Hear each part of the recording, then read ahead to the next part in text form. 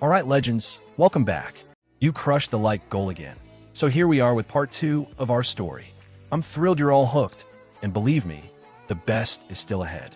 If you're hungry for part 3 today, let's smash 2,000 likes on this one. You know the deal. Your support keeps this going. Now let's jump right back in. We see our hero, Ongrid, totally stunned. He keeps whispering to himself, wait, don't tell me, and then steps outside. There, he runs into Jackson, who greets him with the exact same words he used before. Commander, how's your injury? Ongrid replies, the medicine's working fine. Thanks, Jackson. Jackson responds, if you're feeling better, hurry up and come back. At that moment, Ongrid freezes. Shock hits him hard. I'm sure this is just like yesterday, that moment when someone stops me. Did I die again while sleeping? A meaningless death, even worse than being stabbed. And even though he feels sick to his stomach, it only fires him up more. This is just another challenge, he tells himself. Later that night, Ongrid lies awake in bed, thinking, who killed me? And how? For someone to get in here, they'd have to break through all our defenses. Only elite knights could do that. But even then, it's unlikely. That means it must have been an assassin. Or worse, someone among us. They knew exactly where the medical tents were, and they hid their presence perfectly. That kind of stealth means serious assassination skills. Suddenly, a memory hits him. The 4th unit commander, the woman. Her light, smooth steps, they'd be perfect for a killer. And she showed up here today. She already knew the location. I need to see it for myself to be sure. There's only one entrance to the medical tents. If I scream the moment I spot her, I can wake the other soldiers. All I have to do now is wait for the killer. But before he can act, a poison needle shoots straight into his neck. His eyes go wide.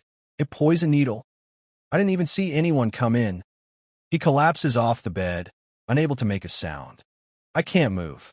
I can't talk. This is powerful, paralyzing poison. Is this how I died without even knowing? His thoughts turn to his squad leader. What about Vengeance? Did he die too? Then to Krang. What's happening? That guy. That killer. He sees the assassin holding a sword, stabbing Krang and killing him on the spot. Then the tent flaps are sliced open, and another assassin steps in. Ingrid's breath catches in his throat. It's her, the secret unit commander. The shock is overwhelming. Then a voice echoes in the distance. From the battlefield's conqueror, Cerberus. From the battlefield's conqueror, Cyrus. Ongrid mutters, it's the same day again. For the 3rd time in a row. I was cautious, but still couldn't detect them. This won't be easy. Even if I manage to take out the main assassin, I'll still have to face my own commander afterward. I feel powerless.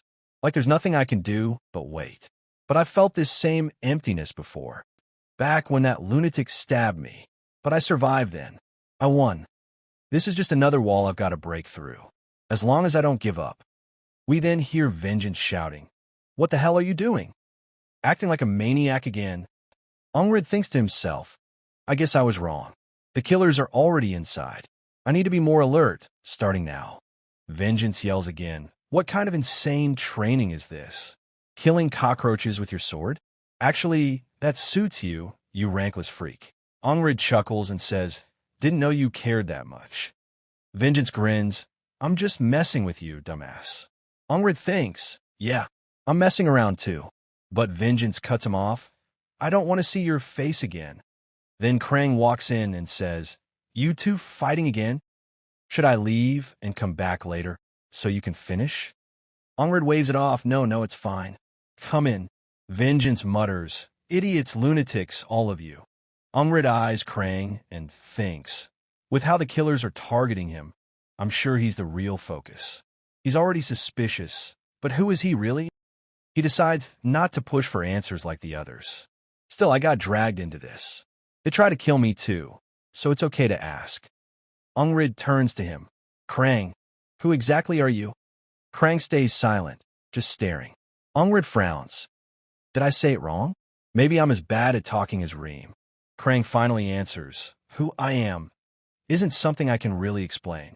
Honestly, Ongrid asks, why not? Krang replies, It's a really long story. Ongrid nods. If that's the case, I won't pressure you. But Vengeance cuts in again. Are you kidding me? You're just gonna accept that answer? Why ask in the first place, dumbass? Krang, or Krampf, or whatever. You're not from this country. Based on how you act, you've got to be a spy. Just tell us, what country are you from? Krang finally drops the act. For the first time, he speaks seriously. He walks forward and says, Listen, I would never betray this kingdom. Not ever. Ongrid looks at him closely and thinks. I believe him. His eyes, his stance, it's just like a knight's. Then Vengeance barks. Is that how you talk to someone ranked higher than you? Krang quickly corrects himself. I mean, Sir Vengeance. Ongrid thinks to himself. Krang, he's no knight. Powerless in front of the assassin, too. Still, he's definitely hiding something. Later that night, they wish each other a good night. Ongrid wonders, is Krang shaken by what happened earlier? He's acting way calmer than usual. He stares out through the tent flap and mumbles, If the assassins break in, we're all dead. Vengeance asks, What are you doing awake? Ongrid replies, They'll hit this tent next. They're in a rush. Help me, if you want to survive. Vengeance groans. What are you even saying? I'm going to sleep. Even Krang gives no reaction. Ongrid mutters, So, that's the expected reaction. But before he can finish, a voice interrupts. How did he know? A toxic dagger flies straight past Ongrid's cheek. He's stunned. When and how? The assassin strikes, lightning fast, kills Vengeance in a flash, then leaps at Krang and kills him too. We return once again to the intro, from the battlefield's conqueror, Cerberus. Ongrid says, Fourth time now. Still no proof of the assassins, and no one will help me. I'll have to tell the higher-ups myself. You hear someone yell, Get lost before I slice your tongue. Ongrid thinks, maybe I can predict the moment they show up and scream before they hit our tent. Should I do it now or wait? Before he can finish saying, assassin, a blade pierces him from behind. He dies. He mutters, Damn it, they're impossibly fast. No way I'm getting help from others in time. Outside again, Ongrid says, I have to surprise them with an ambush, take them down before they make a move. But another poisoned needle hits him from afar. Ongrid stumbles. How? How can I not even sense the enemy's presence? The assassin comes from behind and stabs him again. Ongrid says, If I can't dodge that needle, I'll die again, without doing a thing. Again, the voice echoes. From the battlefield's conqueror, Ongrid sighs 20 times now, and I couldn't stop them even once. But he chuckles. Kill me 20 times, huh? Huh. First, I need to figure out how to dodge that needle. Then I'll deal with how to strike before they do. He spots Jackson and wonders, Why is Jackson here? We cut to a flashback. Ongrid asks Reem, Why does Jackson move like a wild panther? Reem's confused. Huh. Ongrid says, Isn't that what you guys call him? Reem replies, He's sly, never fights his enemies head on. He enjoys stabbing them, escaping, and striking again. Isn't that like a feral predator? Back to the present, Jackson greets, Commander, how's your injury? Ongrid thinks he might actually defeat those assassins easily. But I can't officially bring him to my side. I don't have that authority. And even if I could, there's still a wall between us. I'll have to break through it myself. So what should I do now? He turns to Jackson. Hey, if someone tries to stab me from behind, what should I do? Jackson pauses, thinks, then answers, No one's ever survived my assassination strikes before. That answer stuns Ongrid more than anything. Jackson continues, But hey, you could grow eyes on the back of your head, Commander. Ongrid is puzzled. Eyes on the back of my head? What do you mean? Jackson says, Perfect timing. Do you see that card over there? Ongrid replies, Which one? Jackson points, The one behind the housing tents. Ongrid wonders, How did he spot it from that far? Does he really have eyes in the back of his head? Jackson adds, It's going to break in a second. Sure enough, the cart collapses. Ongrid is shocked. Are you psychic or something? Jackson smirks. You're usually quick. Did you hang out with barbarians too long and become dumb like them? Ongrid groans. Enough jokes. How did you know? Jackson says the sound. I heard the cart's wheels vibrating. If you listen closely enough, you'll always know what's coming. Ongrid is amazed. He heard that faint noise. Jackson continues. It proves you don't need to see everything to understand it. If you want to train, all you need to do is listen. Focus your senses. Pay attention to the sound around you. Ongrid says, thanks for explaining that. I always thought you were annoyed whenever I asked things. Jackson replies, I wasn't annoyed. But endless confusion? That's worse. These days, it seems our commander won't ever back down. That night, Ongrid reflects again. The challenge I face now is silent death. If I can just hear it, I might survive. He hears regular footsteps. Must be a patrol guard. A faint flame crackles. Where is he? Where's the killer's sound? Suddenly, another poison needle flies toward Ongrid's neck. He doesn't hear it coming. Once again, he fails. We cut back. Same day, earlier that morning. Ongrid says, nothing's improved. But my body remembers clearly. The feeling of a predator's instincts awakening inside me. Later, Jackson tells him, you can learn a lot just from sound. By tracking its direction and intensity, you can find its source. If you learn to hear even the faintest, furthest sounds, your ears will be as good as eyes. He snaps his fingers. Sound travels in waves, echoing in all directions, even the quietest sounds. Out of hundreds or thousands of overlapping sound waves, find just one. Ongrid closes his eyes and begins to listen. So many sounds tangled together like waves. I have to hear, separate, and extract the right one. The mix of sounds felt like one giant world around me. How many were there? 17? From right to left, 3 nearby, 2 farther away. The close sounds felt familiar, while the distant ones seemed different. That's when Krang showed up. What are you doing, Anki? He asked. Is this your new training method? Ongrid blinked. Anki? What? Krang shrugged. Well, your name's Ongrid, so I figured Anki or Angie fits. No, Ongrid sighed. I don't love it, but if it makes you happy, whatever. I was just sitting here. You tell me, does this look like training to you? Krang replied. You don't seem like someone who wastes time doing nothing, right? Then the scene shifts again, back to night. A poison needle flies into Ongrid's throat. The assassin stabs Krang again and again. Challenge, day 33. Even by day 34, Ongrid still couldn't hear the killer coming. He failed again and again and again. Later, we see Ongrid reflecting. What I need to overcome this isn't luck, or sudden clarity, or someone else's help. The answer is simple. Repeat. Over and over. Without ever stopping. Krang suddenly appeared in front of him. Whoa, that's surprising. How did you know I was coming? I snuck up super quietly. Ongrid opened his eyes slowly. You've been sitting there with your eyes closed. Were you training yourself to sense presence? Krang grinned. You really aren't someone who wastes time. That night, the assassin attacked again with a poison needle. But this time, Ongrid dodged it. He drew his blade and lunged, aiming to strike. The assassin rolled, evading the hit. Ongrid declared, You're not a stealth killer to me anymore. The assassin snarled and charged. You think you can say that to me, you punk? Ongrid dodged again and thought, this guy's worse in direct combat than that twisted stabber. He's manageable. He looked back. How's the others? Vengeance had a poison needle in his neck. He was down. Krang was still standing, but clearly shaken, gripping his sword with trembling hands.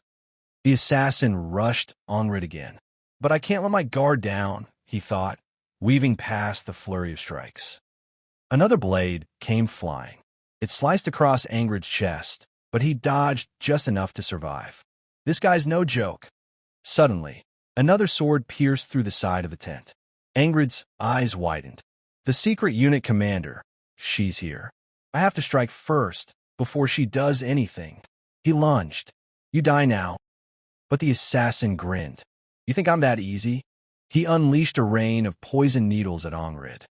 Ongrid dodged wildly, avoiding as many as he could. Some needles flew toward Krang too. But the secret unit commander moved. Using only her cloak, she blocked every single needle, even the ones meant for Krang. Ongrid gasped. I thought she was working with the assassin, but she's protecting us? Whatever the reason, this is my chance. Using her cloak as cover, Ongrid disappeared into the blur and launched himself straight at the assassin. His blade connected, pushing the enemy back hard. But the assassin was already turning to run, and just like that, he escaped. He ran. Ongrid muttered. Krang said, maybe he was targeting me. Ongrid replied, I know. Krang asked, you knew? How? Ongrid answered, someone's been sending assassins after low-ranking soldiers, like us. The commander chimed in, you're sharp. She gripped her sword. Ongrid thought, just moments ago we were allies. But if today's events become public, it'll cause chaos. From her point of view, she has to erase all evidence. Ongrid raised his sword, only to freeze as Krang stepped between them. Please, Krang said, do me a favor. Let's not lose anyone today. The commander nodded. As you wish. Krang asked, Commander Vengeance is still alive, right? She nodded. Yes. The poison has an antidote. He'll be fine. Ongrid thought, she knows healing herbs and antidotes. Krang added, but I've got to clean this place up fast. If a killer could infiltrate our stronghold and do all this. Ongrid asked, will it be okay if there's no trace left behind? Krang replied, do you have another solution? Ongrid shook his head. No, this is the only way. We see the medical tent burning, smoke rising into the sky. Soldiers rush to put out the fire. Ongrid says, and just like that, the assassin's trail vanished. The others will handle what's left. Later, Krang walks away. The secret unit commander follows behind him. She speaks softly. If your commander hadn't been here, you'd be dead. Is he the reason you changed your mind?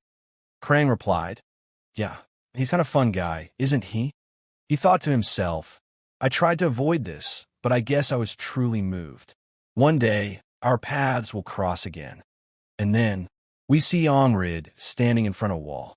The wall disappears, and a mysterious man says, well, we meet again, strange one. Ongrid looks up and replies, I've been waiting for whatever comes next.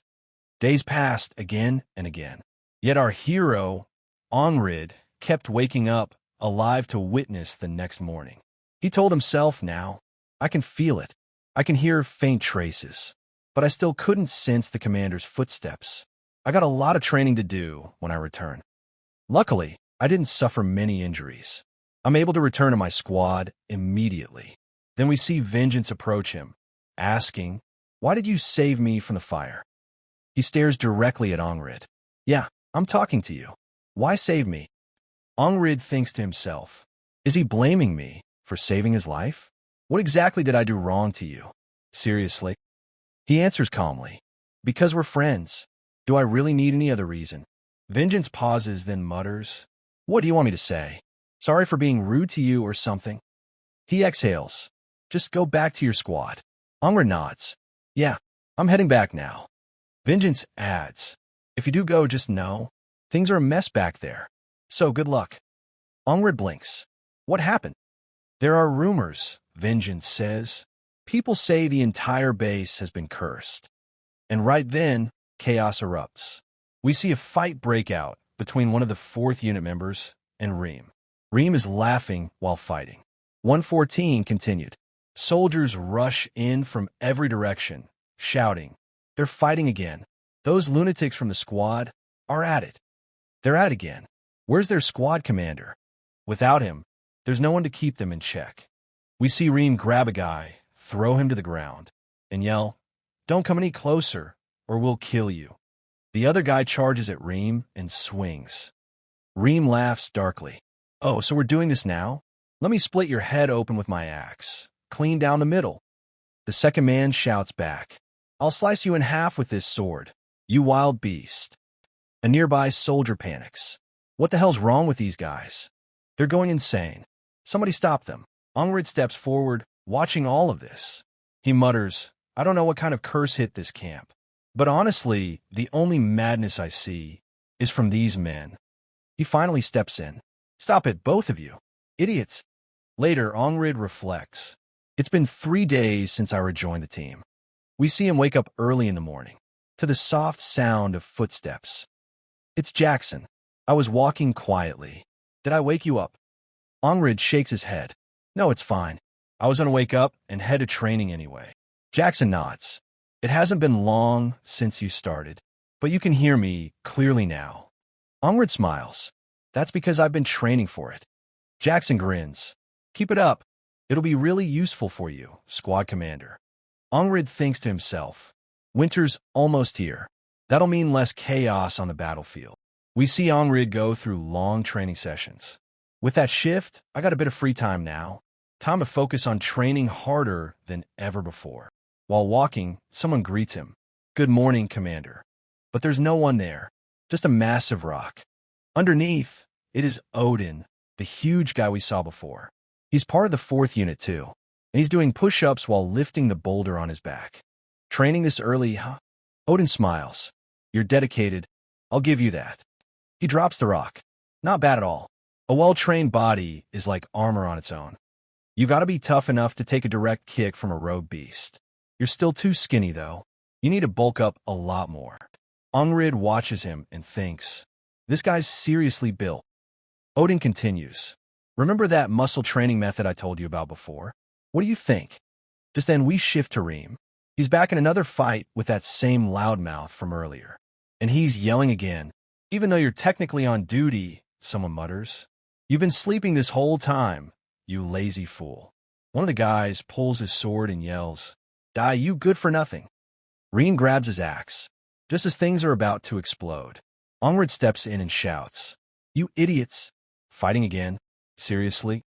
Settle this like adults. Reem points at the man. This guy's trying to starve us to death, Commander. Ongrid shrugs. If you're hungry and still on duty, just order a meal. The man nods. If the squad commander says so, then I'll do it. Reem laughs and throws something at him. See? I told you you'd do it eventually. But the guy throws it back. Ongrid sighs. Reem, cut out. Quit picking fights over stupid stuff. You're just bored, aren't you? Reem scratches his head, smirking. Caught that, did you, Commander? My hands are itching. Haven't seen combat in way too long. Ongrid points toward another soldier. Leave Rajan alone. Come at me instead. It starts raining. We see Reem rush Ongrid with a massive strike. But Ongrid blocks it solidly. He counters, pushing Reem back. But Reem isn't done. He swings again, aiming to cleave Ongrid in half. Ongrid dodges. Listen to everything around you. Learn from the 100 deaths you've already faced. Reem attacks again. Ongrid parries with his sword, aiming straight for Reem's face. But Reem narrowly dodges it.